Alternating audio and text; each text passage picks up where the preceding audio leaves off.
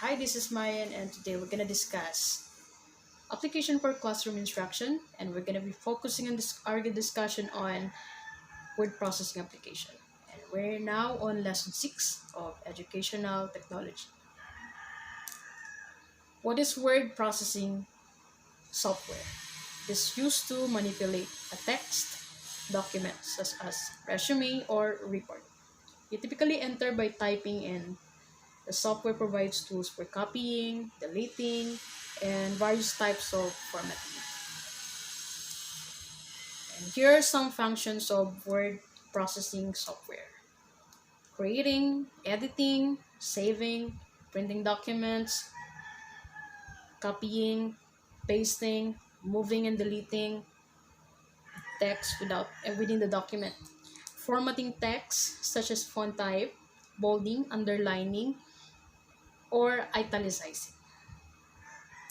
You can also create and edit tables, insert elements from other software such as illustration or photographs, and charts, and more. You can also correct spelling and grammar. And here are the different word processing applications. And we're very familiar with the Microsoft Office. The other is the WordPerfect by Corel Corporation. The other one is the Open Office by Apache Pages. And here are some advantages of the use of word processing software in education. First, it saves time. Another is it enhances documents appearance. The third is it allows sharing of documents, and it allows collaboration of documents. This is very important for the teachers because they save time in their preparation of the learning materials. The same to the students who are doing projects, and the sharing and collaboration of the documents or the lessons are much easier now. And we can also be creative when it comes to presentation of our papers. And there are some issues in word processing. First is, when should students start word processing?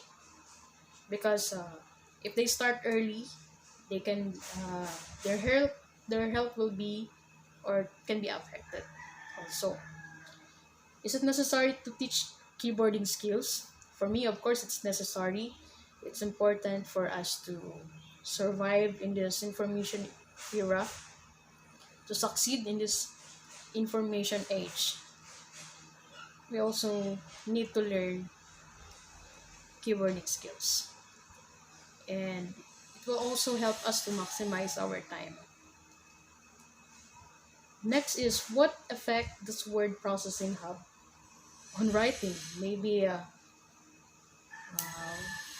we're not good in writing anymore, or in our handwriting anymore, because we're now immune in encoding instead of handwriting.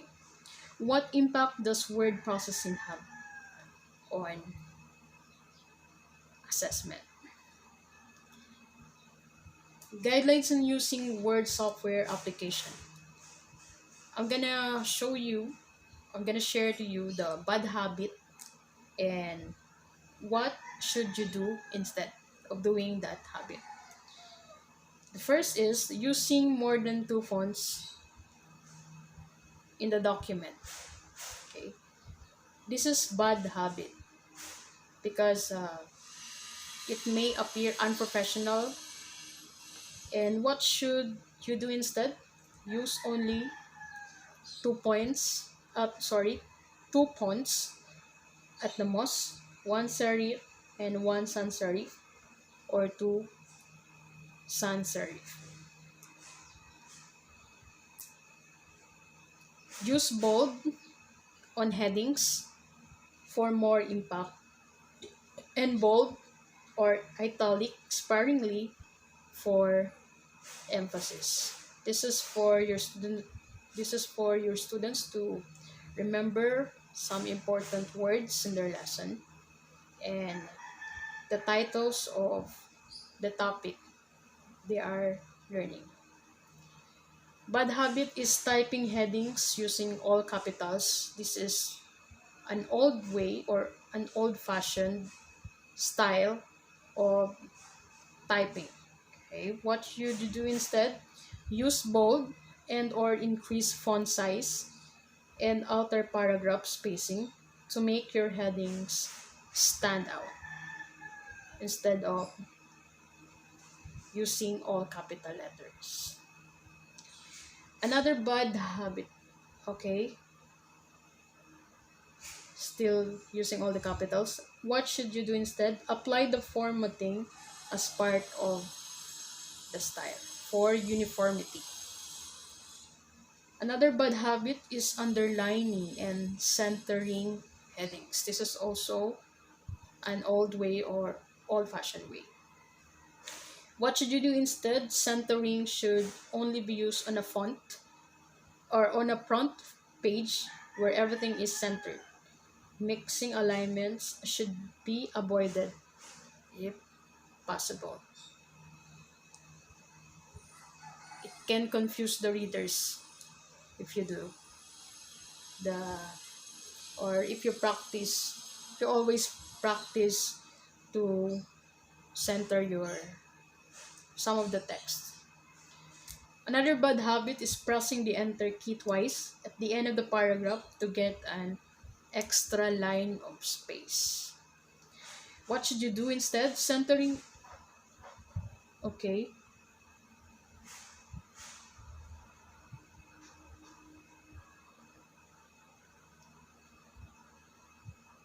Centering should only be used on the front page where everything is centered. Mixing alignments would be or should be avoided if possible. Bad habit. Another bad habit is using the buttons options in the font group on home ribbon to apply formatting to make your heading stand out from the rest of the text. What should you do instead? Apply a heading style to each piece of text you wish to make into a heading. One click. Modify the style and all headings will automatically update. Okay, this is very time saving also. Bad habit is also using the buttons options in the font group. Okay, this is the last one we have already read. Here's another option for us to consider. Create a template that has all the heading styles you like to use. Apply this as your text as needed. This is also for the purpose of uniformity and for our readers to avoid confusion. Bad habit is pressing the space bar or tab key several times to move text over the left side. What should you do instead? Set a new tab at the position you want the text to be indented. If you need the indent feature to create the white space on the left instead, or if you need the indent feature to create the white space on the left instead. Tabulating information using the tab key is also a bad habit. You should insert a table instead. You will gain more flexibility and you can format to have lines and shading if you wish.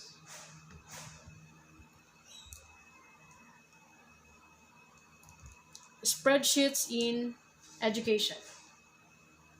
And these are the benefits of spreadsheets in education. It saves time. It organizes displays of information, support asking what if questions, and increase motivation to work with mathematics. Okay, research in the impact of spreadsheets. Studies show that spreadsheets can be useful tools for teaching concepts in many areas, including solving, problem solving, meteorology, statistics, and calculus. So spreadsheets is very helpful in our teachers, especially when it comes to teaching concepts in many areas,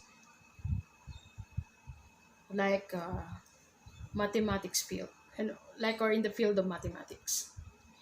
And one of the few disagreements about spreadsheets in education is whether to use them to keep grades or to rely instead on grade keeping packages or the grade books designed especially for this purpose.